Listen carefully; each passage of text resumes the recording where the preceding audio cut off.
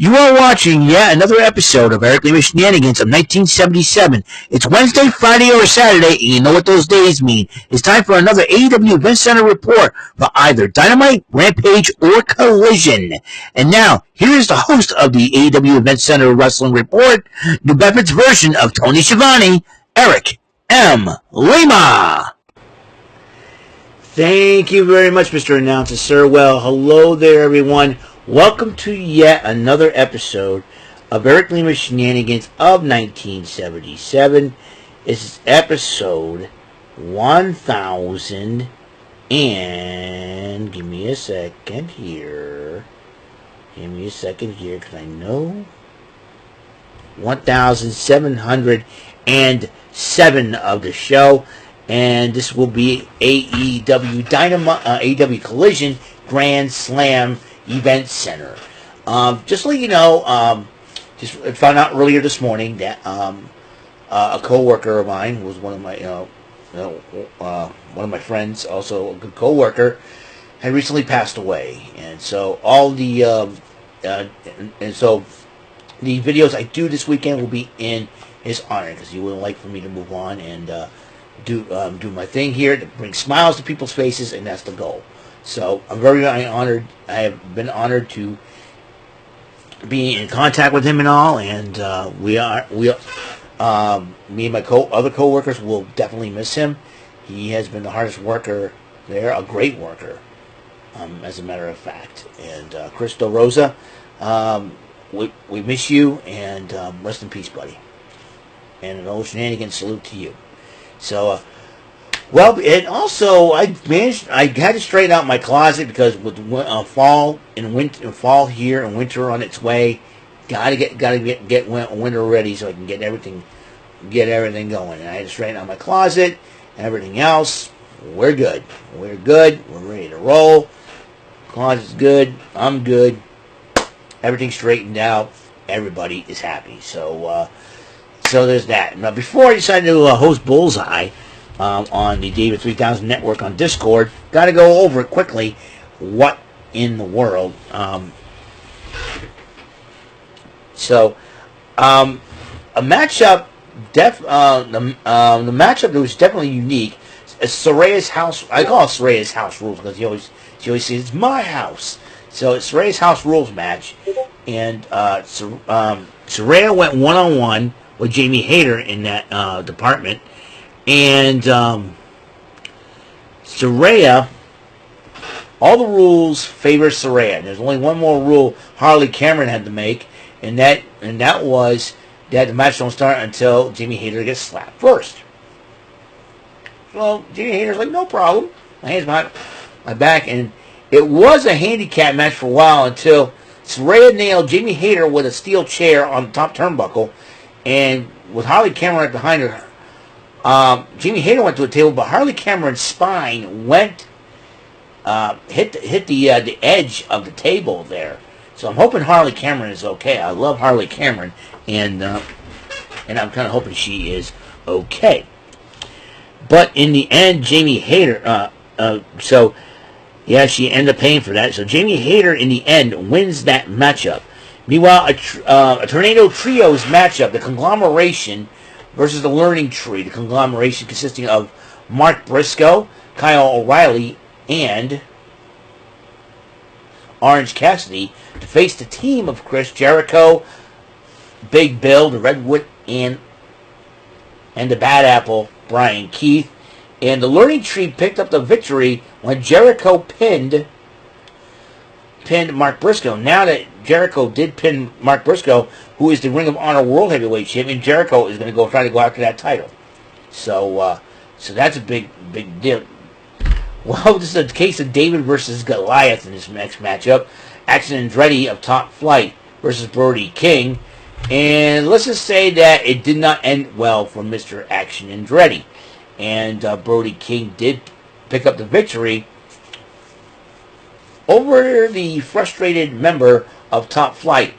And then while they were trying to retreat the ring and trying to get Action Andretti, Lance Archer and the Righteous were attacking Top Flight and Leo Rush, and Vincent scared the lovely Layla Gray out of the way.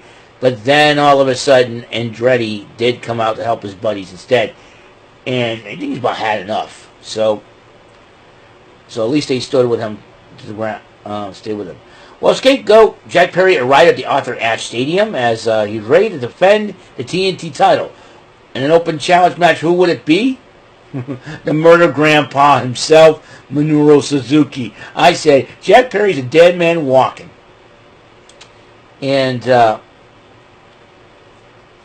now after Jack Perry dropped Suzuki with a DDT onto the at ringside, Suzuki ended up losing by countout to Jack Perry. So Jack Perry decided to continue to attack Suzuki after the match until the wrestler Katsuyori Shibata came to his aid when he was part of Suzuki Gun with Minoru Suzuki.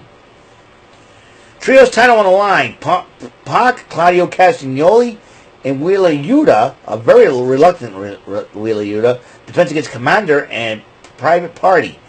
And throughout the matchup, Wheeler Yuta refuses to tag him in. I think he was kind of still conflicted. But then, when Wheeler Yuta was in the matchup, Claudio wanted him to kick him during a swing, but looks like they were not, Claudio and Pac were not very happy of Wheeler's attitude. But then when Mark Quinn slapped Wheeler Yuta across, I think it was Isaiah Cassidy slapped Wheeler Yuta across the face. He snapped, and it seems like Pac and Claudio kind of loved it. So I think all you can do is you slap Wheeler Yuta across the face, and that's it, man. The Outriders cut a promo after goofing around the boardwalk on Coney Island and having some fun, doing some cheating in the carnival games, which, that's fine because the carnival barkers like to rip off people. So Outrunners, good for you on that. And and they have a lot of fun doing that. Meanwhile, a three-way Lucha Libre matchup in honor of Hispanic Heritage Month and continues until, I think, early October. As Hologram, Dralistico, and the Beast Mortos again went at it, and then Hologram ends up winning the matchup. That leads to Dralistico and Mortos arguing after a miscommunication, and all of a sudden, Rouge comes out, convinces the two to work together, and they did, and they were beating up Dralistico, and it seems like Mortos has joined the LFI. And if that's the case, the LFI has gotten a lot stronger with the Beast Mortals on the team. And Lexi Nair interviewed Chris Statlander, and Chris Statlander said, is not bothered by, going away and all that, but she said, if anybody wants a piece of me, I'm in the ring. Meanwhile, the MXN collection was revealing what happened to the Platinum Max Caster's jacket, but before they did that, they had some a collection for the Grand Slam Fall Festival or something like that. Fashion show, and then they were about to reveal, and then there's Hans, and then Hans was the muscles and all that, but the shorts were a little different, and they cut out Max because now is the best dressed ever, and then he took off his, and then we were about to touch the tips, and he grabbed in hands, supposedly Hans, but it was Billy Gunn, and he started trying to clean house. The models were trying to, the rest of the models that were modeling and stuff for him tried to attack him. But then the Acclaim comes out, cleans house, and he's like, "What'd you do to Hans? I told you boys they were going to attack you. You didn't listen. They crashed the party. Them dingle nuts." I gotta check out what's going on in Discord here. Nobody's arrived yet. Okay.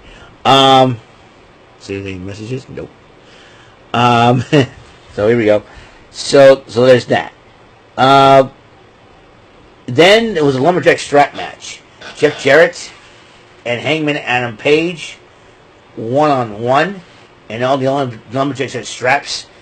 And there was a couple of times Jeff Jarrett had the guy's back covered by Satnam Singh and Jay Lethal. But it seemed, and I think Hangman Adam Page's attitude has really got himself into trouble here. When he decked John Silver, everybody got mad at him, and he started beating up on all the Lumberjacks to the point. And then Jeff Jarrett finally gets around the ring. The Lumberjacks get their licks in, And then, while the referee's distracted, a low blow by Hangman Adam Page hits Jeff Jarrett with a dead eye. 1, 2, 3. Hangman Adam Page wins. And then he decided, so the Lumberjack, now the Bang Bang Gang decided to try to get Jeff Jarrett out of the ring. They want to make sure he's okay. And then all of a sudden, Hangman Adam Page hits Juice Robinson with the whip, and then then the Guns started retaliating, and then Page retreats from the ring. So, but that will lead to a match this coming Wednesday as Hangman Adam Page goes one-on-one with Juice Robinson. Meanwhile, while this is going on, the Renee Paquette interviewed with Ricochet Will Ospreay as the international title will be on the line this coming Wednesday for the 5th anniversary show. The main event, a championship eliminator matchup between Kazuchika Okada and Sammy Guevara. This was a heck of a matchup, but Guevara's knees got a little weak, and Kazuchika Okada the Rainmaker did capitalize on it, hit him with a Rainmaker clothesline. 1, 2, 3. Okada wins. No contender for him. So, right now, that's where we stand today. And a bit of news, the lovely Nikita Lyons returned to wrestling action at an NXT live show in Florida. Hope everybody in Florida and whoever's in the path of Hurricane Helene is safe. And Rich Fields did post something about what happened to electric vehicles. It seems like to me, you good folks out there need to realize, if you own an electric vehicle and if it's affected during a flood, it's done. So you guys got to be wise, and that's why I'm sticking with my gas-filled car. If you don't like it, suck it. If you don't like it, you've got a problem with it, talk to Rich Fields, man. Talk to Rich Fields. That's all I'm going to say. But for those who are in the path of Helene, like my good friend Jordy Scow, I know he's got no power. That's why No Chillin' with Jordy was on tonight. So I hope he's safe wherever he is, and I hope that whole entire family is safe and well. So thank you for tuning in for another episode of AEW Shenanigans 1977. It's episode number 1707. And tomorrow starts a brand new week. And with a great uncertainty that's been going on behind it. So I'll see you guys later. Guys, have a wonderful day. Until next episode comes rolling around, Mr. Announcer, please take us home. That is all for today's episode. This is your announcer speaking for Eric Lima Shenanigans of 1977. A Big Beefy E, do it for Bob Saget Productions, and in association with a Raven Bofa Telepictures and Distribution. Thank you for watching today's episode. Tune in next time for another episode of Eric Lima Shenanigans of 1977. Goodbye for now.